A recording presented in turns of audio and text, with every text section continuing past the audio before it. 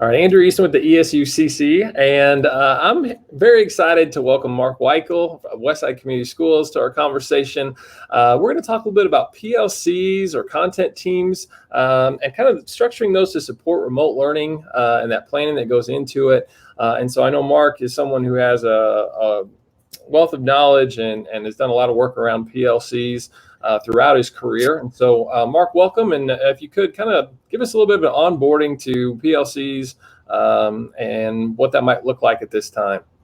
Yeah, you bet, Andrew. And thanks for teeing that up. And PLCs are something I'm really passionate about, and I've had the opportunity to work around professional learning communities at all the districts where I've worked in. And basically, plain and simply, professional learning communities are putting together structures. It's really this professional learning community at work.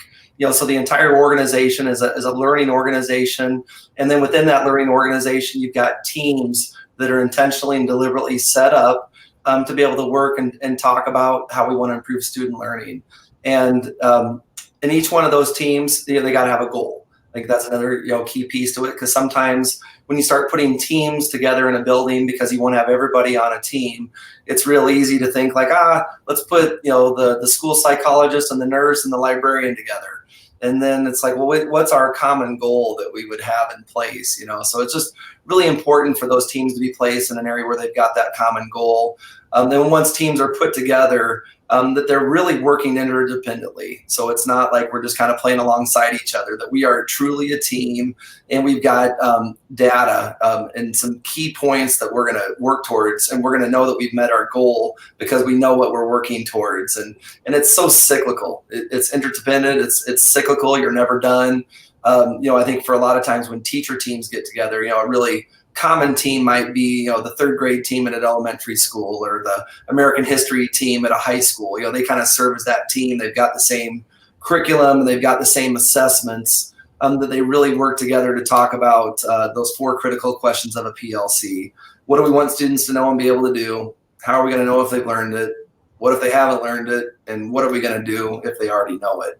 And really, during those times that are built into the school day for these teams to have these conversations, if you're talking about one of those 4 critical questions, and maybe 2 of those questions, or 3, or it depends on the meeting, but you're constantly going back to those 4 questions and just talking about how you get better. And I would just say that the beautiful thing about a PLC at work, and the collaborative teams that work inside that PLC, is that you're getting better as an instructor, as an educator, that you're getting better because you're learning. And I'm learning from Andrew this time, and I'm learning from the other instructor that next time, because as we look at data, maybe you're excelling in something that I'm not, so I can learn from you. So we're getting better. And then also students are getting better because of those conversations. So we're getting better at our craft. And when we've taught something and students aren't learning it, then we're not where we want to be. And so how do we go back and provide interventions to students? So all of that sounds really, really simple, but it gets to be it's tough. It's not easy to do. And sometimes teams kind of get to where they want to be, and then the next year, maybe it's not quite as simple as that. Yeah, like a pandemic hits, and all of a sudden. We had a lot of great conversations here. And one of the early conversations we had with our school administrators and our principals right out of the chute was, okay, in a pandemic, we had a couple people asking, like, hey, can we maybe not have PLC meetings? Can we not have our collaborative team meetings right now because we're dealing with this and this and this in a pandemic? And we collectively said, well, there's never been a more important time for teams to be able to work together. And when you think about what those 4 critical questions are, they really don't change in a pandemic, but what changes is the answers to those 4 critical questions. So maybe what does a student need to know and be able to do? What if we're in red, it might look a little different. And the way that we need to pre-assess on a given unit, that's going to maybe look a little bit different. So you kind of can't just have those same conversations that we have every year when we hit that unit. Just, the conversations are different, the answers to the questions are different, but they're still really, really important to have.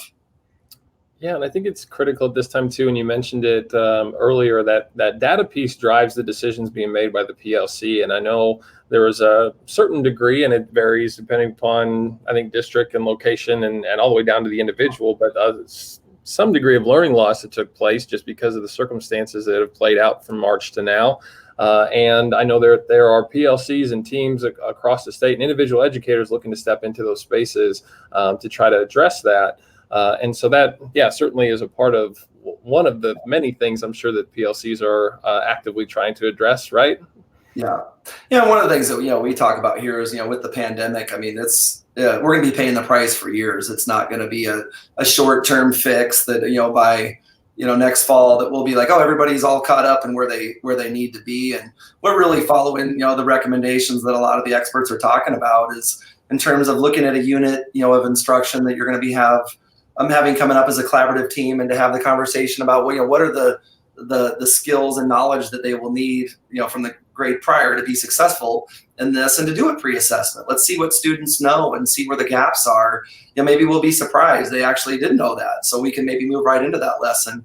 Or what are those pieces, or who are the students that maybe need some of those key pieces to have in place before we can move on with that instruction, and really looking at it unit by unit about where students are and where we need to move forward. But there's no doubt that it creates just such a challenge for us, and it's next year it's going to be that same thing. And that's the thing that we worry about with hybrid learning, and and we haven't been in the red mode yet this year where nobody comes in, but that gap and that learning gap just gets wider and wider. The students who are more prone to do the work and to excel are going to continue to do that, and some of the students who aren't are going to not, and they're not going to have our support along the way.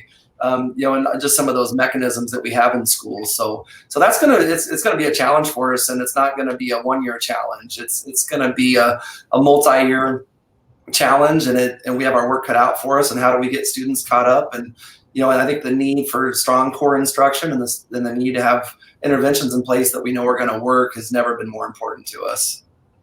Absolutely. And as you're talking, I know we've collaborated on this topic before, but you start to think about that personalized learning piece. You start to think about leveraging technology through blended learning strategies that allow, once we get to whatever that new normal is, for us to use that data to be responsive to the individual needs of students, so that we can make up gaps where those exist and not spend too much time reiterating topics that they've already shown that they did pick up from this.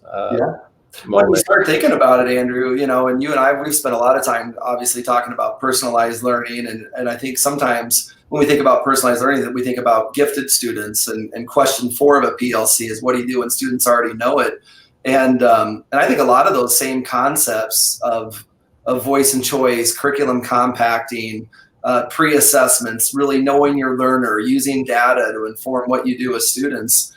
I mean, this is prime time to do this as we move out of COVID, because you are going to have such gaps in learning that you hate to go in and just teach down this one lane, and you've got students that aren't ready for it and students that already have it. So I mean, that gap is going to be even larger after COVID. So some of those key concepts of personalized learning, they're going to pay dividends for teachers. I really do believe that.